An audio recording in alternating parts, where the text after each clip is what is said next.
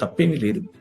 కానీ ఏం చేసినా కానీ ప్రేమగా చేయండి. అవతలి వ్యక్తిని సంపాదించుకోవడం కోసం చేయండి. ఈరోజు చాలా చాలా ఒక రకంగా డిస్టర్బింగ్ పని ఏంటంటే ఆ, తిరిగి ప్రశ్నించేటటువంటి వైఖరిలో గొడవలకు దిగటం, దూషించే పనులు క్రైస్తవులు చేయటం వద్దు. అలాంటి చేయకండి. అది మనం మనం మనం చేస్తున్నటువంటి పని ఒక లక్ష్యాన్ని మనమే ఓడించిన వాడు అవుతాం.